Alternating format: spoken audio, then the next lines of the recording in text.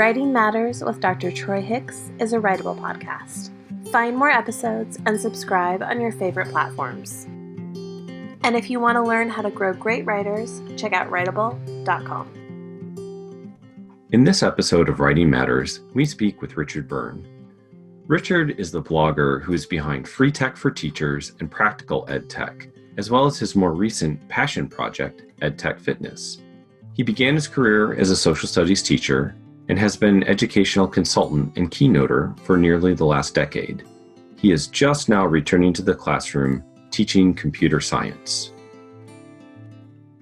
Welcome to Writing Matters. Today we're speaking with Richard Byrne, who is the blogger and educator behind Free Technology for Teachers, which is now 12 years old. He has a new initiative called EdTech Fitness, and just this year is returning back to teach computer science in the classroom. Welcome, Richard. Thanks for having me, Troy. Well, I'm so glad to have you here. I think we were joking a little bit before the show. We've passed each other at least once at a conference, and it's nice to be able to have a little bit more time to talk today. So, yeah, conferences are tricky that way. You know, you shake a lot of hands, and then you try to remember everybody. Exactly. But I feel like I know you through your massive social media presence, all the great things that you put out on Free Tech for Teachers. As I was saying, you just did a screencast on story maps, which is a tool that I've liked to use a little bit more often as we're thinking about both traditional literacies as well as spatial literacies and all that. But before we start talking tech and all that, tell us a little bit about your educational path. How did you get to where you're at today? Teaching is in my family. Both of my grandparents were teachers. My grandfather was a headmaster of a school. My father was a teacher briefly. Two of my uncles have been teachers at different times in their careers. So I kind of fell into the family business, if you will. And you know, for my own background, I went to school to be a history major, thinking I would go to law school.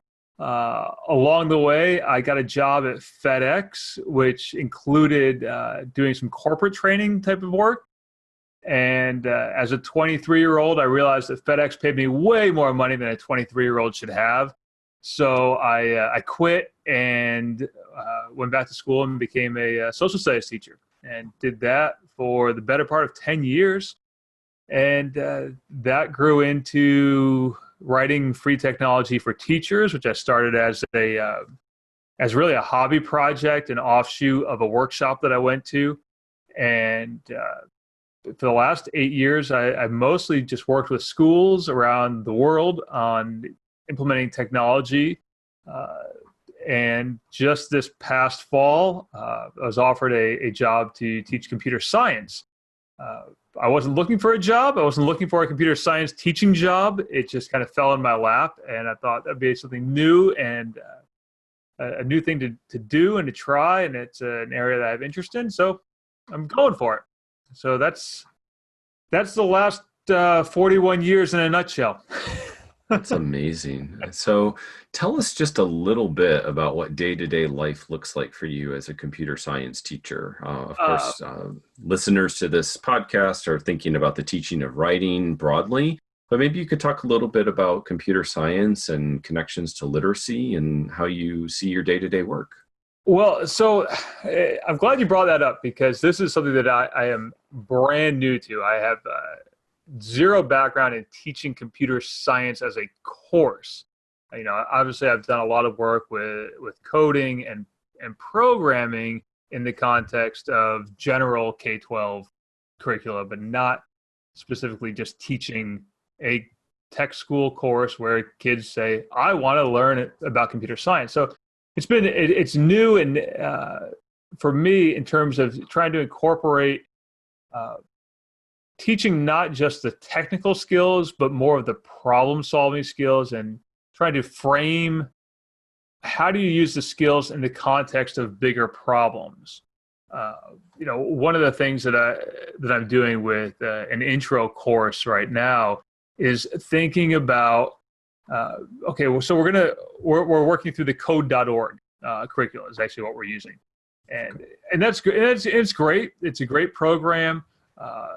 Easy to follow for anyone who's never taught programming before or doesn't have a whole lot of background in it. It's really easy to follow, but without the context of how does this fit into the world, it really just kind of operates in a vacuum, right? And so what I've been trying to focus kids on is thinking about how do I apply my skills to problems that really exist in the world, which is the same thing that we've always done in education, right? I taught social studies for 10 years. I left out the 1 year that I taught language arts to ninth graders. And trying to probably good to forget that one. It sounds like maybe. No. That was actually my first public school job was teaching language arts to ninth grade students. But with anything you teach to high school students or any students, but my background is in high school. There's always the question of when are we going to use this, right? You always hear that in math. Or you hear this in Mr. Byrne. Why do we need to know about the War of 1812? And so you're always trying to figure out how does this fit into the context of today's teenager, today's child? Like, where does this fit? And it just happens to be that computer science is forefront because our students are picking up their cell phones every 10 seconds, and they're picking up, they're opening their computers. So I'm always trying to fit anything that we do into the context of how does this help you solve a problem moving forward. So I don't know if that answers your question at all. It's just kind of my rant about it. Oh, well, I think what I hear you saying is this notion of there's some inquiry and some problem-based learning, and let's keep it real. Let's keep coming back to these questions that we have about what these tools are, how they work, how they fit into our lives, how we make them work better. Yeah, well, and you may have just heard me dig into my backpack because I'm a 41-year-old teenager. I have a backpack. And I actually surprised my students with a copy of the book, Everybody Lies. I'm not sure if you read this or not. New to me. So, it's about big data and what the internet, as the title says, big data and what the internet can tell us about who we really are. And, it's not heavy reading by any stretch of the imagination for an adult, or for an adult listening to this. It's 275 pages or so. But I gave this to freshmen in the intro to computer science course, and they're like, oh, we didn't think we were going to have to read. We didn't think there was going to be reading involved in this class. So that's one of the ways that I always try to approach kids is you have these skills that are going to carry over from class to class or from occupation to occupation, right? Like you've got to read. No matter what, you got to read. My own personal interest right now is in options trading, so I've been doing a ton of reading about that.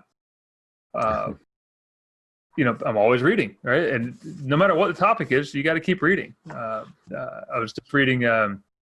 Speaking of reading, I was just reading an article by Jason Calacanis, who is a big Silicon Valley venture capitalist, and he says one of the mistakes that a lot of people make is they don't keep reading. If you want to get wealthy, keep reading.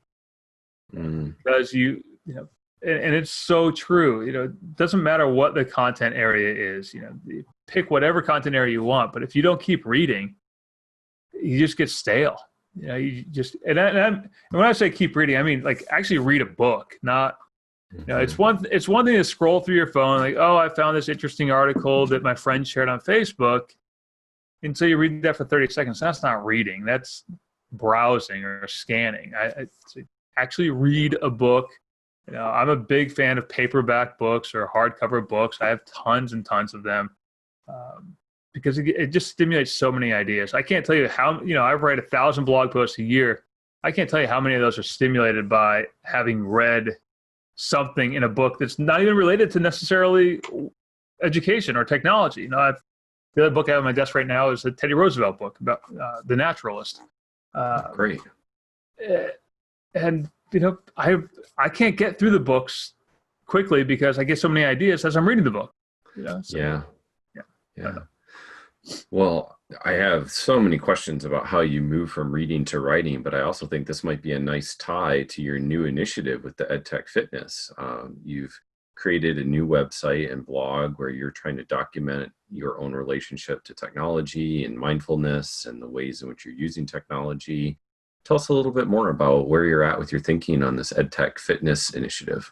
So this is, and I'm glad we ended up delaying the recording of this podcast. I was talking to somebody else about this morning, and it's one of those things where I started to think about part of it is self-serving. I will say that part of it is self-serving in that I woke up the day after my 40th birthday and realized I'd gained 30 pounds and didn't like the way that I was living, and so I kind of set this goal of, resetting myself. I'd always been kind of a competitive athlete, not successfully, but competitive. And so I wanted to get myself back in shape. And so I started the blog partly as accountability, but also as a way to think about, how we can use technology in ways that, brings back some of that balance in our lives as educators. I look around, and a lot of times I see someone's a really good, really great teacher, but is not necessarily taking care of themselves. They're taking care of their students all the time, but not taking care of themselves. And I think that's a really important thing to do, is to try to take care of ourselves. So I started the EdTech Fitness to try to, keep myself motivated, but also to keep other people motivated, or to inspire other people. And it's really a passion project.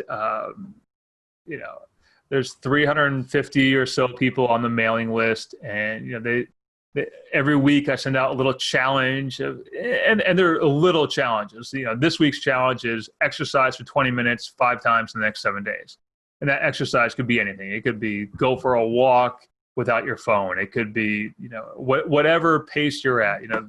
The week before was make sure you drink water throughout the day. Just little things like that to help you take care of yourself. Because as I said on the masthead of the blog, if you feel better, you're going to teach better. I know from my own experience, when I was not feeling great, it's really hard to take care of your students. It's really hard to give you the best of you to your students when you're not feeling your best either. So that's where that came from, and it's a passion. Like I said, it's a passion project. It's not anything. I am not a fitness expert by any stretch of anyone's imagination. It's really just trying to build a community of people who are also interested in trying to take care of ourselves, and in turn take care of our students. I can certainly appreciate that, and it resonates for my mid-40s experience too, to think that we definitely want to take care of ourselves if we want to be around to do the good work that we're doing. So in keeping with that kind of idea of what you do and how you use writing as a tool for your own inquiry and creativity and motivation, you said you write over 1,000 posts a year. You also create screencasts for all these tools, which is another form of digital writing. How do you see writing as part of your professional identity? That's almost all of it, really. So I never set out to be a writer. That wasn't, and I would still say I'm not a writer. I'm a blogger. A writer to me is someone like Stephen King, who sits down and that's all he does, or just sits down and writes these great things. I never set out to be a writer. In fact, I would say that I'm not a good writer. I'm just a frequent writer. But part of it is really a way for me to remember things, and a way for me to process things. I often say that if I don't write about it, I won't remember it. People will say to me, "Oh, you mentioned X, Y, or Z," and I'm like, "Let me go look at my archives. Did I actually write about it? Did I say something about it?" So for me, a lot of it is just creating a record of what I'm doing. And even if I didn't have a blog, I would still be doing it. I wish I could flip around my computer to show you. I have stacks of notebooks of things that I've just written in my notebooks. You know, I just write in notebooks, and you know, I write in the margins of. That's part of the reason why I like physical books, is I write in the margins of books all the time. I was doing that earlier today. I was just taking notes in a book. Writing is really just a way of facilitating thinking, and getting my ideas out there. What's funny about the work I've done for the last 8 years, and anyone who's seen me speak probably can attest to this, I don't have speaker notes for the most part. People will ask me for speaker notes or copies of my slides from a presentation. Like, you can look at the slides, but they're not going to mean a whole lot because I don't have a whole lot of speaker notes in them, because all of my notes are things that I've written down. They're all notes that I've written in a Word doc or a Google doc. Often they're in a Word docs, because I will, when I'm writing up the script for a presentation, I will often do it offline so that I'm not distracted. But yeah, the writing is really about the thinking for me. Well, it's really interesting to hear you say that, because the one time I was fortunate enough to be at one of your keynote presentations, I can understand what you're saying, having watched you do that and doing a lot of presenting myself. Like, you made specific teaching moves during that keynote. It wasn't just I'm going to stand here and talk at you for 45 minutes. It was, let's get you talking to one another. Let's think about this content. Now let's use this tool to make some responses. It might have been like a poll everywhere or something like that. And I can appreciate what you're saying. You use the writing as a way to synthesize your own thinking that then prepares you to do more speaking and writing and thinking, which is pretty cool. So one big question I have for you is this idea of how you figure out what you're going to write about, because we all know there are tens of thousands of EdTech tools. Even of the thousands that you've reviewed on your website, I'm sure there are another 2 or 5 that you looked at and didn't review. How does something make the cut?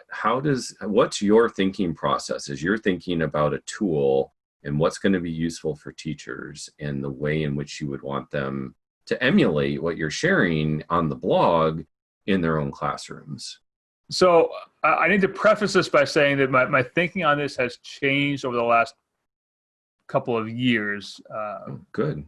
But for a long time, it was, I would look at a tool and say to myself, okay, can I see this fitting into the classroom of the most difficult teacher I know? The most stuck in the mud, I don't want to give up my overhead transparency teacher. Can I see it fitting into that classroom? Can they figure it out? Can they see a purpose for it in 15 or 20 minutes? If they spend 15 or 20 minutes with it, can they see how it might work in the classroom? And see how it might be a benefit to this, more importantly, see how it might be a benefit to the students in the classroom. And so for a long time, that was kind of my thinking about it. It basically comes down to, did it solve a problem, right? And that's partly a function of when I started blogging, was that we had all this huge proliferation of Web 2.0 tools, which is kind of a dated term now, but this huge proliferation of tools, and some of them actually did solve problems, and others were like looking for problems to solve. And lately, I'd say the last year or two, I've been thinking more about long-term ramifications of using a tool in the classroom, which is probably why my blogging has slowed down a little bit. Partly it's because I have 2 little kids at home, probably because I have other projects going on, but partly it's because I'm not looking necessarily so much for solving. I'm still looking for problems. I'm still looking for solving problems with tools, but looking more as a long-term effect of using a tool in a classroom. We all have access to Google Docs or, those sorts of tools now, wikis, blogs, like that stuff's all kind of passe. It's all assumed that we're going to be able to do that stuff now. Now I'm looking more at like will this tool have an impact on a student that they can carry on 2 or 3 years down the road, and not just, I was looking for more short-term solutions in the past, and now I'm looking for longer-term solutions. Probably the best way to sum this up is to take a tool like, and I'm not trying not to bash any tool here, but take a tool like Kahoot or Quizzes or something like that, which were the darlings of the EdTech world a couple of years ago, or Flipgrid, which is kind of the darling of the EdTech world right now. And I'm now hearing from teachers, okay, what else is there? Because I'm bored with this, or more importantly, my students are bored with this. Like, oh, we're doing Kahoot again, right? Or we're doing Flipgrid again, right? And so I'm looking now at ways to use these tools in a way that's not going to result in students going, oh, we're doing Kahoot again, or oh, we're doing Flipgrid again. So, that's part of why my thinking has changed on it. And from the shameless commerce division of my life, the keynote I've been giving more than any other lately is called Built to Last. And it's really kind of an overview of the arc of educational technology over the last 20 years, and looking at what tools have, consistently been effective in classrooms, as opposed to tools that have kind of skyrocketed to the forefront of our minds and then faded away. Interesting. And I will not put you on the spot to name any particular tools at the moment, but I guess what I'm really curious to know is, as your thinking has evolved and as you've explained this thinking to us today, and as you think about how you talk to teachers about it, do you have 2 or 3, maybe 4 kind of key questions that you would ask of tools, maybe that you wouldn't have asked 10 years ago, but that today, when you look at a tool, you ask this instead? So one of the things I still ask is, what problem does this solve? And does it solve a problem that isn't solved by something else already? Right? Because there's a lot of duplication in the market. There's a lot of duplication in the market. So and I get 12 PR pitches every morning when I open my email. I'm looking for the ones that solve a problem that hasn't been solved already. So there's that. The other piece that I'm really looking for is something that's sustainable. And that's getting back to the impact on the student 2 or 3 years down the road. Looking for things that are really sustainable in terms of, not only is the company going to survive, right? Because that's important. We want this tool to still be there in 2 or 3 years. Sure. But sustainable in terms of, can this be used in a lot of different places being, grade 2, grade 8, grade 10, can it be used across the board for a lot of areas? Because that's really an important thing for me, is not just saying, this is going to be great for social studies, or this is going to be great for math, but it's going to be great for math and social studies, or this is going to be great for phys ed and social studies. So looking for that kind of universal appeal. Now, there are some exceptions to that, right? I get emails all the time of, I'm looking for a way for my students to review math facts that's fun. And like, okay, yeah, we can do that. But the tools that really kind of stand out are the ones that can be used in a lot of ways in a lot of different classrooms. That's why some things like Logo, give a shout out here to Gary Steger, who's been promoting Logo for longer than probably either one of us cares to admit. Programs like Logo, they're still there in various forms because they work. They just work. And can be used across the board. Yeah, well, it's versatile, I think is what I'm hearing you say, is that the tool has to have some kind of versatility to it, where math facts are going to come and go. They're going to be on the computer screen on a CD-ROM one year, then they're going to be on the web the next year, then they're going to be an app on an iPad the next year, and who knows what they're going to be when they're virtual reality. But what you're saying is that the tool itself has to provide the student some opportunity for creativity and expression and versatility. Yeah. Well, and it's skill building too, right?